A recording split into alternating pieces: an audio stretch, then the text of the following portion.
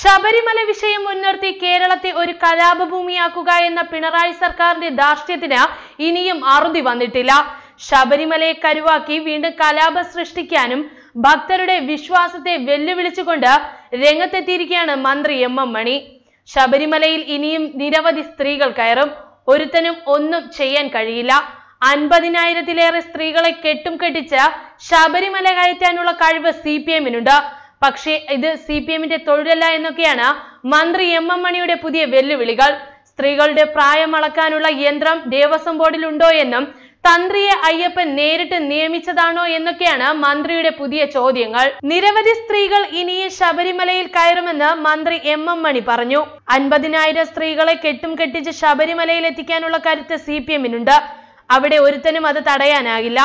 എന്നാൽ CPM-ന്റെ ജോലി ഇതല്ലെന്നും മന്ത്രി വ്യക്തമാക്കുന്നു. കൊട്ടാരക്കരയിൽ അബ്ദുൾ മജീദ് അനുസ്മരണം ഉദ്ഘാടനം ചെയ്യുകയായിരുന്നു മന്ത്രി എം.എം. മണി. തന്ത്രിയെ അയ്യപ്പൻ നേരിട്ട് നിയമിച്ചതല്ല.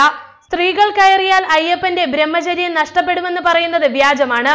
തന്ത്രി ലൗകിക ജീവിതം നയിക്കുന്ന ആളും മക്കളുള്ള ആളുമാണ്. എന്നിട്ട് എന്ത് ദോഷമാണ് അയ്യപ്പനുണ്ടായത്? കണ്ഠരരെ പിഴിച്ചുവിടാൻ സർക്കാരിന് അവകാശമില്ലെന്നാണ് പറയുന്നത്. കോടതി വിധി തന്ത്രിക്കും ബാധകമാണ്. അത് ലംഘിച്ചാൽ ശിക്ഷയുണ്ടാകുമെന്നും മന്ത്രി പറയുന്നു. സ്ത്രീയുടെ പ്രായം അളക്കാനുള്ള യന്ത്രമുണ്ടെന്നാണ് ദേവസ്വം ബോർഡ് പ്രസിഡന്റ് പറയുന്നത്. താൻ ഉൾപ്പെടെയുള്ള ഹിന്ദു MLA-മാർ വോട്ട് ചെയ്ത് നിയമിച്ചവരാണ് അവിടെയുള്ളത്. സംഘപരിവാർ കാട്ടുന്ന സമരങ്ങൾ വെറും തട്ടിപ്പാണ്. അനാഥ പ്രേതം പോലെയാണ് സെക്രട്ടേറിയറ്റിന് മുന്നിൽ ഒരാൾ നിരാഹാര സമരം നടത്തുന്നത്. യുവതികൾ കയറിയാൽ ആത്മഹത്യ ചെയ്യുമെന്ന് പറഞ്ഞ KP ശശികലയെ ഇപ്പോൾ കാണാനില്ല. സവർണ മേധാവിത്വം തിരികെ കൊണ്ടുവരാനുള്ള ശ്രമമാണ് നടക്കുന്നത്. ചെന്നിത്തലയും സുകുമാരൻ നായരുമെല്ലാം ചെയ്യുന്നത് അതാണെന്നും എം.എം. മണി പരിഹസിക്കുന്നു. News desk Malayalam express.